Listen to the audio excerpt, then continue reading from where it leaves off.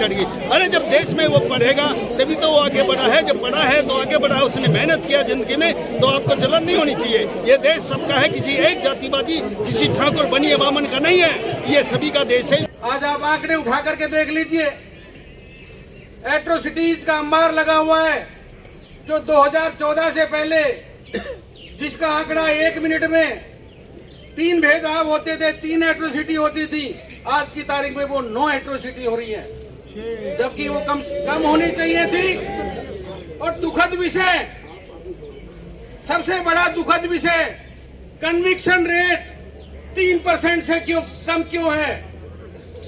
क्योंकि यहाँ की पुलिस, मेरे को कहने में बिल्कुल भी गुरेज नहीं है, पुलिस से लेकर के कोर्ट तक सारे लोग कहीं ना कहीं किसी न किसी तरह के दबाव में प्रेशर डाल के उन केसों को खत्म कराने का प्रयास करते हैं, और इसीलिए उन चीजों की पुनरावृत्ति लगातार होती जा रही है।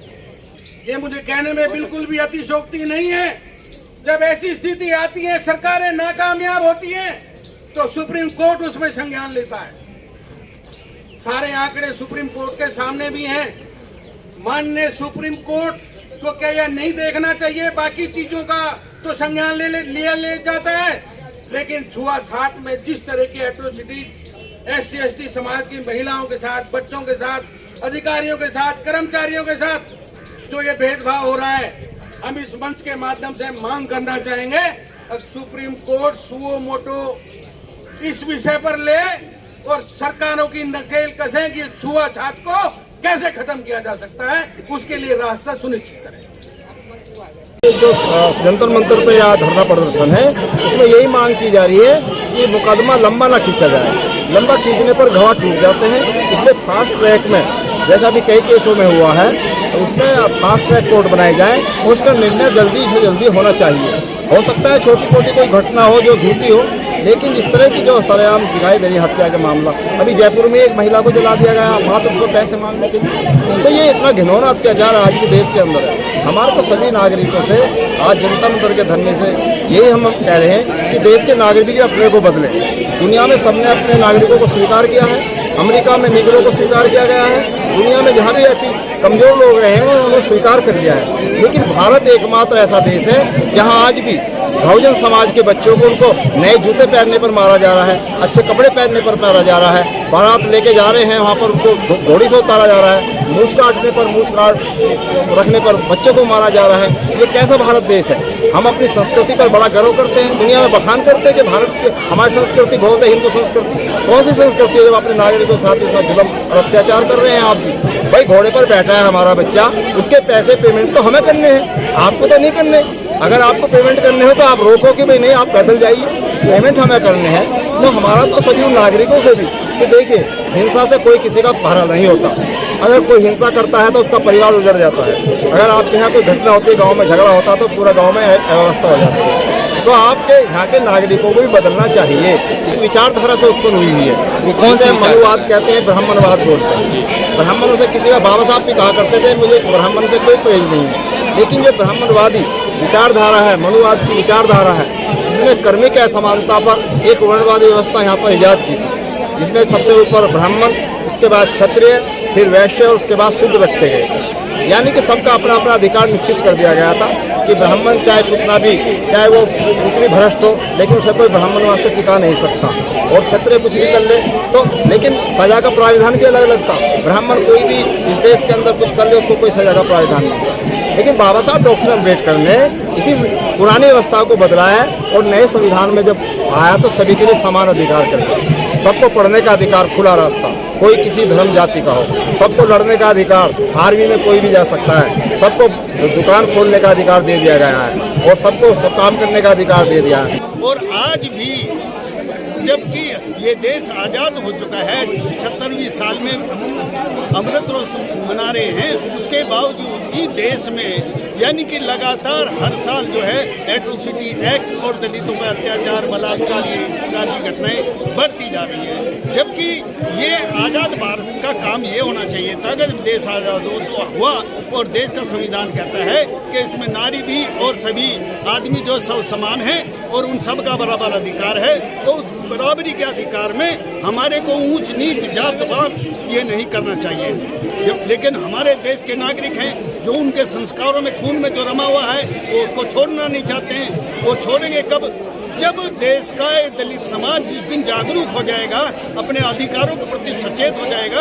अभी तो ये सोच रहता है कि हम कानून के मुताबिक काम करें, हम संविधान के मुताबिक चलें, लेकिन एक वक्त ऐसा भी आ जाता है जब किसी भी स्प्रिंग को दबाया जाता है, वो इतना अत्याचार, इतना प्रेशर से वो अपना आंदोलन करती है तो आने वाले उसको भी तोड़ के रख देती है। तो मेरा आपसे यही गुजारिश है कि जब भी किसी को दबाया जाता है तो पूरे दूसरे डबल वेग से वो जब आपके ऊपर अत्याचार करेगा, आपका बदला लेगा अपने जुर्मों का, तब आपका क्या होगा।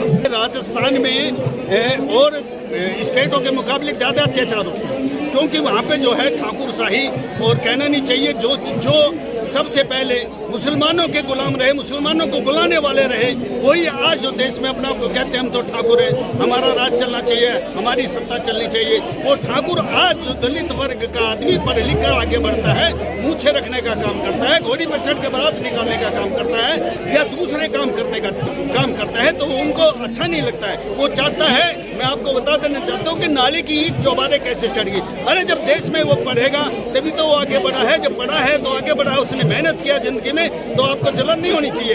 ये देश सबका है, किसी एक जातिवादी, किसी ठाकुर बनिए बामन का नहीं है। ये सभी का देश है, इसमें सबको बराबरी का अधिकार है। अगर आप बराबरी का अधिकार नहीं दोगे तो इस प्रकार जो है फिर आप एक दूसरे पर अत्याचार करोगे, तो उस अत्याचार का बदला लेने के लिए ये दलित भी कभी कभी ऐसा काम कर सकते हैं जो आपने सोचा नहीं होगा। ये जो अत्याचार हो रहे हैं, चाहे वो मूछ काटने पे हो को देख के हो, चाहे घड़े से पानी पीने का हो। आप देखिए 75 साल में घड़े से पानी के हाथ लगाने मात्र से अगर एक शिक्षक उसको बच्चे को मार देता है, कि यही इंसानियत है? ये इंसानियत तो शर्मसार करने का काम जो है ये लोग कर रहे हैं, जातिवादी लोग कर रहे हैं, और दूसरे शब्दों में इनको मनोवादी भी लोग करते हैं। जो मनु ने जो विधान बनाया है, उस विधान से ये देश नहीं चलेगा। अगर ये देश चलेगा तो बाबा साहब भीमराव अम्बेडकर के संविधान से चलेगा, वरना तो आगे जाके आपको बहुत बड़ा खामियाजा इस देश को निकालना पड़ेगा। और बहुत निंदनीय घटना है, इसकी जितनी भी हम भर्त्सना करें बहुत कम हो पाएगी। ऐसा नहीं होना चाहिए। देखिए, हम मान रहे हैं कि लोग अमृत महोत्सव भी मना रहे हैं, आज़ादी का जश्न मनाया जा रहा है, लेकिन आज भी हम जहाँ से चले थे वहीं के वहीं हैं। जो दलित समाज के लोग हैं उनके लिए कोई कुछ भी नहीं रखा गया।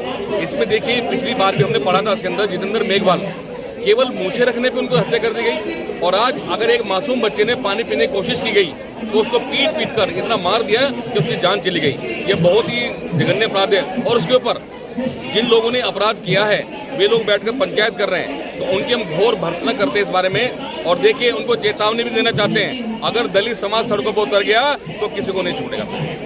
हमें अब उग्र रूप धारण करना पड़ेगा, क्योंकि हम जानते हैं कि जो अधिकार आराम से नहीं मिलेंगे उनको छीनने भी जानते हैं हम चाहते हैं बाबा साहब के संविधान के मुताबिक हम शांतिपूर्वक काम करें, लेकिन अब इस तरह से पानी ऊपर हो चुका है। अगर जल्दी इन पर रोक नहीं लगेगी सरकारें तो हमें उग्र रूप धारण करना पड़ेगा। तो जग जाहिर है कि जो राजनीतिक पार्टियां हैं वो केवल और केवल वोट बैंक के लिए दलित समाज को इस्तेमाल करती हैं, उसके अलावा उनका कोई दूसरा प्रारूप नहीं है। आज ये दलित समाज पर जो अत्याचार हुआ है, इसमें सभी सरकारों को, जो दूसरी पार्टियां, सबको एकजुट होकर आगे आना चाहिए था और तत्काल प्रभाव से उनको न्याय मिलना चाहिए था।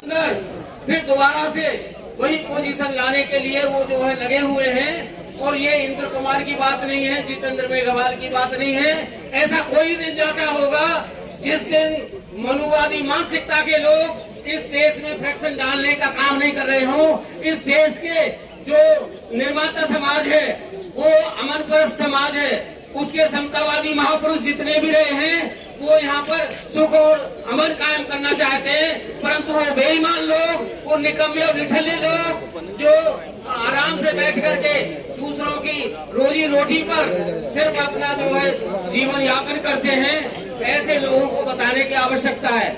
और इसके लिए आप सब लोगों ने निर्णय लिया है कि हम इस विषमतावाद की जो पोषक है, जो मनुवाद की पोषक है, जब तक इसको सम्मान नहीं मिल पाएगा, समतावादी महापुरुषों की बात को, समतावादी लोगों को जब तक उस विषमता को उखाड़ करके नहीं फेंक देंगे, उस मनुवादी व्यवस्था को उखाड़ करके नहीं फेंक देंगे। और इसी के लिए बाबा साहब अम्बेडकर ने तो उसी समय 13 अक्टूबर 1935 को घोषणा करी थी